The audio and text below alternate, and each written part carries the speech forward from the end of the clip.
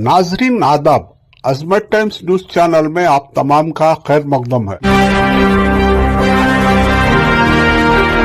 All India Muslim पसंदीदा board के काबिल एहतराम मकाबिरीन, अरकान, जिम्मेदारान, हजरात उलमाए किराम, बुजुर्गान मुहतरम, ख़वातीन उम्मत, शायद मेरा यह एहसास काबिल गौर और काबिल तबसरा हो आप हजरात के लिए कि इस मुल्क का मुसलमान किसी हद तक खारजी फितनों से बाहर निकलते हुए ज़बरदस्त अंदाज में अंदरूनी खिलफशार और तहफ़्फ़ुज़ ईमान के मसाइल से दोचार है। एक लंबे अरसे तक फसादात, कम्युनल राइट्स के खूनी चुंगल में घिरे रहने वाले इस उम्मत ने जब सांस लेनी शुरू की, कुछ राहत मिली, माली हालात कुछ दुरुस्त हुए, मुल्क में अमन की ठंडी हवाएं चलने लगी, तो मसला इर्तिदाद का आ गया। और जिस तरह से इंटरनेशनल पॉलिसी बनाई गई कि मुसलमान औरतें ये दुनिया की वो अजीम अल्लाह की नेमत है, एक जमात ऐसी तैयार होती है जो सिर्फ बोलने की नहीं बल्कि खुनखार बन जाया करती है। इस मुल्क में जिस चीज को, जिस बात की एक्सपेरिमेंट की जा रही है, जिस चीज का तजर्बा किया जा रहा है, वो हम और आपके लिए लम्हे फिक्रिया है। और वो लम्हा ये है कि आने वाली नस्लों के ईमान का मसला खड़ा हो चुका है।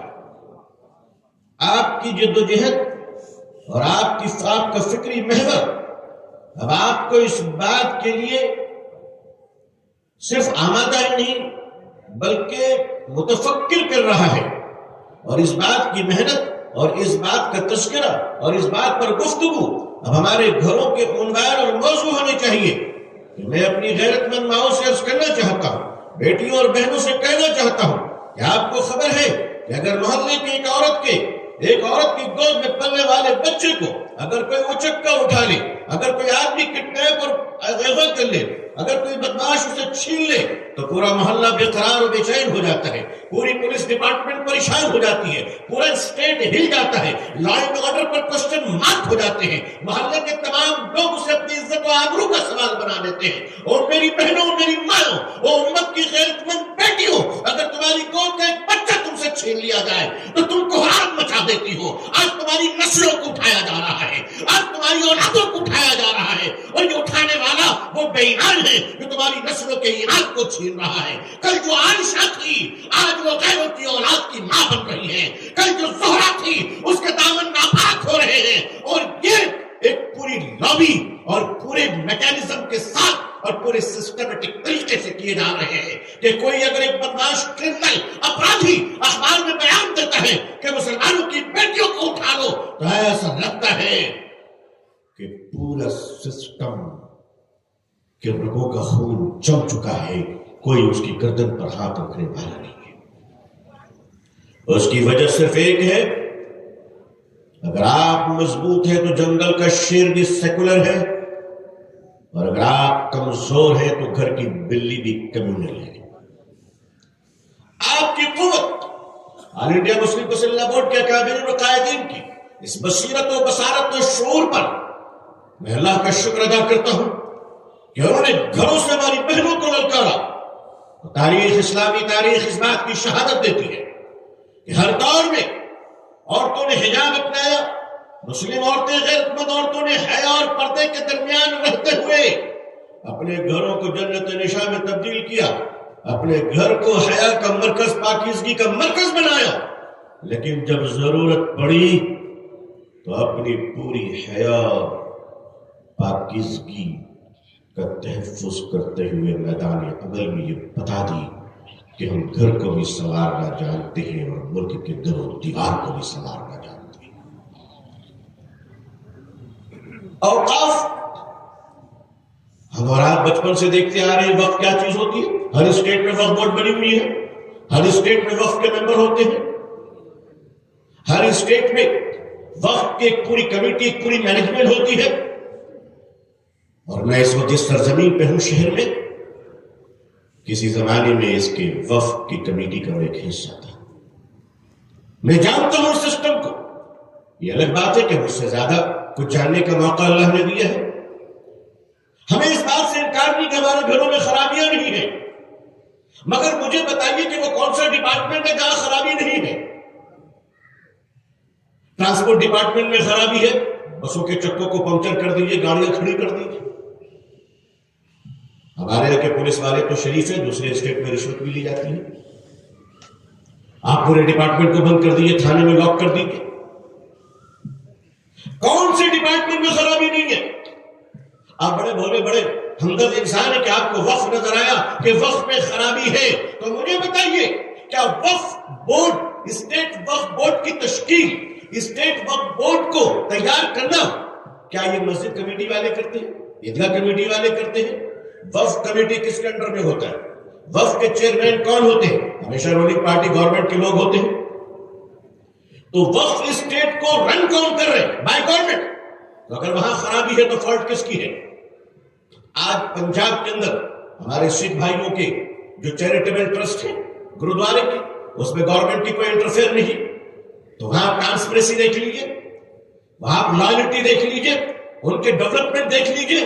سب سے بڑی خوبی یہ ہے کہ آج ہمارے سکھ بھائیوں کیا کوئی بھیک مانگنے والا نہیں, اس لیے کہ انہوں نے اپنے کمزور لوگوں کو اٹھایا ہے. اور ہمارا حال یہ ہے کہ ہم ایک مسجد بناتے مطلب 20 فقیروں کو بھیک مانگنے کی جگہ نہیں ہے. ہمارے اتنے بھیکاری پروڈکشن کیوں ہے؟ سکھوں کے جو مینجمنٹ ہے چیریٹیبل ٹرسٹ کی, جو ان کے بلیورز کی چیریٹیز ہیں, جو ہمارے یہاں بھی ہے, وہ خود اپنی مینجمنٹ لے کر چلتے ہیں. میں نے ایک بار اپنے آل انڈیا مسلم پسندہ بورڈ کے عظیم المرتبت فقیہ العصر اور بورڈ کے معزز صدر حضرت مولانا خالد سیف الرحمانی صاحب دامت برکاتہم سے عرض کیا تھا کہ حضرت ہمیں دیر سویر یہ بات پھیلانی چاہیے کہ وقف کو حکومت کے چنگل سے آزاد کرو, جس طرح مسجد کمیٹی تیار کرتے ہیں, اسٹیٹ کی وقف کمیٹی بھی مسلمان تیار کرے. دیکھو پھر ڈیولپمنٹ کیسے ہوتی ہے, دیکھو پھر بھیکاری مکت بھارت کیسے بنتا ہے, دیکھیں پھر وقت کو وظیفہ کیسے جاتا ہے. کیوں ہمارے امام اور مؤذن سرکار کے دروازے پہ کھڑے ہو کے وظیفے کی بھیک مانگیں گے؟ بہت سارے اسٹیٹ میں چل رہا ہے, ویسٹ بنگال میں بھی چل رہے, خرابیاں نظر بھی آ رہی ہیں. صدر بورڈ نے فرمایا کہ تجویز آپ کی اچھی ہے, میں یہاں اس لیے رکھ رہا ہوں تاکہ جو باشعور طبقہ ہے اس وقت ہمارا, ان کے ذہن میں ایک ایجنڈا رہے. میں نہیں کہتا ہوں کہ کل ہی سے ہو جائے گا, لیکن ایک ایجنڈا آپ کے سامنے رہنا چاہیے کہ آج نہیں تو کل, جس طرح آپ نے اپنے مسجدوں کو اپنے پاس رکھا ہے, قبرستان کو اپنے پاس رکھا ہے, عیدگاہ میری مراد مینجمنٹ کی ہے, اسی طرح سے پوری وقت کی تشکیل مسلمان خود کرے اور خود طے کرے کہ کون اس کے لیے کیپیبل ہے اور کون کیپیبل نہیں ہے. دوسری بات, اس دیش میں ہمارے ہندو بھائیوں کے چیریٹیبل ٹرسٹ بہت ہیں.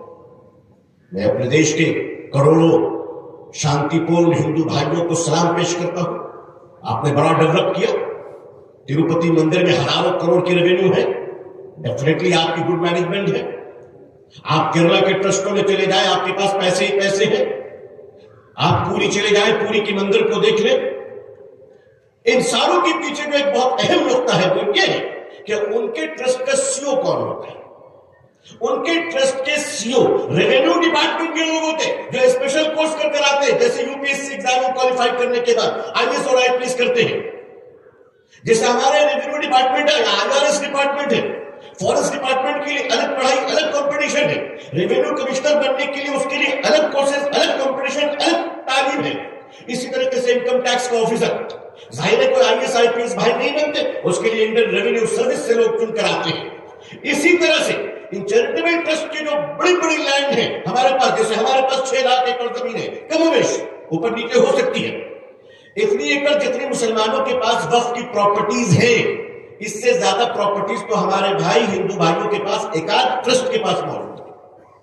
ان کے جو سیو ہوتا ہے, وہ سیو جس بیک گراؤنڈ سے آتے ہیں وہ ریونیو کو سمجھتے ہیں, وہ لینڈ کو سمجھتے ہیں, وہ انکروچمنٹ کو چھڑانا جانتے ہیں, وہ ڈپارٹمنٹ سے بات کرنا جانتے ہیں, IS کے لیول کے ہوتے ہیں. اگر وہ کسی تھانے کو فون کرے تو ایک ریسپیکٹ امپورٹنٹ ہوتا ہے, کیونکہ وہ آدمی کیٹیگری کا آدمی ہے. ہمارے وقت بورڈ کا CEO کون ہوتا ہے؟ اینیمل ہسبینڈری کا ڈاکٹر ہے, منسٹر کا بیچارہ کلوز تھا, اس کو اٹھا کے وقت بورڈ کا CEO بنا دیا. جو ایک انجیکشن جانوروں کو لگاتا تھا وہ اب اپنی پراپرٹی ڈیل کر رہا ہے. آپ مجھے بتائیے, 1 ایکڑ 2 ایکڑ تو چھوڑیے, اگر کسی مسجد کے باہر کسی دکاندار نے 10 فٹ پر بھی اگر انکروچمنٹ کر رکھا ہوگا تو یہ CEO کی اپنے پاس پاور نہیں ہے کہ اس کو کلیئر کروائے. نہ تھانہ اس کی بات سنے گا, نہ سرکل اس کی بات سنیں گے, نہ DSP سنیں گے, اس لیے کہ اس کی کوئی اپنی کوئی امیج نہیں ہے, اپنی کوئی اسٹیٹس نہیں ہے.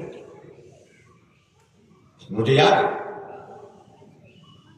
UP 2 گورنمنٹ اور 1 گورنمنٹ میں زکات فاؤنڈیشن کے آل انڈیا پریزیڈنٹ ڈاکٹر سید ظفر محمود صاحب, جو IRS بیک گراؤنڈ سے آتے ہیں, والنٹری ریٹائرمنٹ کے بعد انہوں نے زکات فاؤنڈیشن بنائی اور پھر انہوں نے بڑے کام کیے. ظاہر سی بات ہے بڑے کوالیفائڈ آدمی ہیں. ہمارے ہندوستان کے ایسے لوگ ہمارے ایسٹ ہیں. جس طرح ہمارے لیے علماء محترم ہے, اس طرح ہمارے لیے منسٹر بھی محترم ہے. اور اس دیش میں اگر مسلمانوں کے اندر انقلاب لانا ہے تو علماء اور منسٹر دونوں کو لے کر چلنا پڑے گا.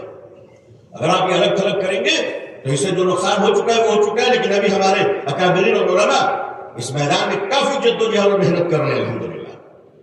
سچر کمیٹی بنائی ڈاکٹر منموہن سنگھ صاحب نے UP 1 میں. اس سچر کمیٹی میں جو پرائم منسٹر کی طرف سے OSD رکھے گئے وہ ڈاکٹر سید ظفر محمود صاحب تھے, آفیسر آن اسپیشل ڈیوٹی. انہوں نے ایک ریکمنڈیشن کیا تھا کہ وقف بورڈ کا CEO بھی اسی طرح سے ہو جس طرح ہمارے ہندو بھائیوں کے چیریٹیبل ٹرسٹی ہوتے ہیں. میں نام نہیں لوں گا, ایک مسلم منسٹر نے اس کا زبردست اپوز کیا تھا, سینٹرل منسٹر. یہ آن ریکارڈ بات ہے کر رہا ہوں, کہ نہیں یہ نہیں ہو سکتا. جب تک کلہاڑی میں لکڑی کا باٹ نہیں ہوتا ہے, درخت کاٹنے کا راستہ بھی نہیں ہوتا ہے. یہ اپنوں کے ستم ہم سے بتائے نہیں جاتے, یہ حادثے تو وہ ہے جو سنائے نہیں جاتے. اگر میں اس میں صفحہ پر صفحہ کھولتا چلا جاؤں تو پتہ نہیں کتنے لوگ شیشے کے مکانوں میں بیٹھے ہوئے بتی جلا کر شیشے کے مکانوں میں چراغ جلا کر کپڑے بدلتے ہوئے نظر آ جائیں گے. لیکن میں اس طرف جانا نہیں چاہتا. عزیزان ملت, تباہی ایک دن میں نہیں آتی ہے اور کمزوری بھی ایک دن میں نہیں آتی ہے. اس ملت کو قسطوں میں کاٹا گیا ہے, قسطوں میں بانٹا گیا ہے. لیکن اس وقت ہمارے حصے جو کام آیا ہے وہ یہی کام آیا ہے کہ کٹے ہوئے پاؤں کو جوڑنا, ٹوٹی ہوئی ہڈیوں کو جوڑنا. ہم سب کے حصے میں ہی کام آیا ہے. کسی کے حصے میں زیادہ آیا, کسی کے حصے میں کم آیا, مگر پوری ملت اس درد سے کڑاہ نہیں ہے. اب اس وقت موجودہ گورنمنٹ آف انڈیا پارلیمنٹ کے اندر ایک بل لاتی ہے لاسٹ ایئر, اور وہ بل ظاہر سی بات ہے میجورٹی میں. جب لوک تنتر پہ شکتی تنتر حاوی ہو جائے گی تو پھر لوک تنتر ICU میں رہے گا اور شکتی تنتر سڑک میں رہے گا. اور وہ ہو رہا ہے دونوں پارلیمنٹ میں, دونوں سدن میں. لوک سبھا اور راجیہ سبھا میں بل پاس کروا لیا, اور انڈین مسلم مسلح بورڈ اور ہندوستان کی بہت ساری آرگنائزیشن نے مل کر آنریبل سپریم کورٹ میں ریٹ پٹیشن فائل کی. اس نے مانگا, آنریبل سپریم کورٹ نے اس تمام چیزوں پر سنوائی کی جو پارلیمنٹ نے پاس کیا تھا, اور سنوائی کرنے کے بعد ججمنٹ کو محفوظ رکھا ہے, ریزرو رکھا ہے. آج کل ہو, ایک ہفتے کے بعد ہو, وہ ججمنٹ دیں گے. اب وہ کتنا انصاف ہوگا اور کتنا فیصلہ ہوگا وہ دیکھنے کی چیز ہے. لیکن ایک اور بڑی امپورٹنٹ بات ہے جو ہماری بہنوں کو بھی غور کرنا چاہیے. ہم بچپن سے ہی سنتے آ رہے ہیں کہ اگر کوئی چیز عدالت میں زیر التوا ہے یا زیر سماعت ہے, آن ہیئرنگ ہے, تو باہر لیڈر اس پر تبصرہ نہیں کرتے. اگر کوئی کیس کورٹ میں چل رہا ہو اور آپ آنریبل چیف منسٹر صاحب سے پوچھ لیجیے کہ آپ کی اوپینین کیا ہے, تو وہ یہی کہیں گے کہ معاملہ عدالت میں ہے, میں کچھ نہیں بولوں گا. Because respect, due to respect, عدالت کی ریسپیکٹ یہ ہمیں کو کرنی چاہیے. ہمیں بھی, آپ کو بھی, ہر سٹیزن کا ایک کرتویہ ہے, ریسپانسبلٹی ہے. تو کبھی بھی کورٹ میں اگر کوئی معاملہ چل رہا ہو تو اس پر باہر اسپیچ میں, پریس کانفرنس میں, پبلک پلیس میں یا پرائیویٹ میٹنگ میں اس پر ڈسکشن نہیں کی جا سکتی ہے, due to respect of judiciary. یہ زیر التوا, زیر سماعت, اور عدالت آنریبل سپریم کورٹ کہہ رہی ہے کہ میں نے فیصلے کو ریزرو رکھا ہے. گورنمنٹ آف انڈیا نے اس کے باوجود امید پورٹل لانچ کیا اور کہا کہ آپ رجسٹریشن کروائیے. یہ فریڈم آف کورٹ نہیں اور کیا ہے, یہ جوڈیشری کو ڈسریسپیکٹ کرنا نہیں بات اور کیا. یہ کہاں ہماری کہ ہمارے لیے ہمارے دل میں جوڈیشری کے لیے کوئی رسپیکٹ نہیں ہے؟ بالکل ہونی چاہیے. امید پورٹل کو لانچ کرنا، یہ آپ نے جوڈیشری کو چیلنج کیا. مبارکباد دیتا ہوں، بلکہ مبارکباد دینے کی کوئی بات نہیں ہے، ذمہ داریوں کا احساس ہم سب میں ہونا چاہیے. اور انڈیا مسلم پسندہ بورڈ نے اس کے آرڈر لینے کے لیے دوبارہ سپریم کورٹ کا دروازہ کھٹکھٹایا، اور بالکل ہمیں جانا چاہیے اور ہمیں کرنا چاہیے. اب دیکھیے جو ججمنٹ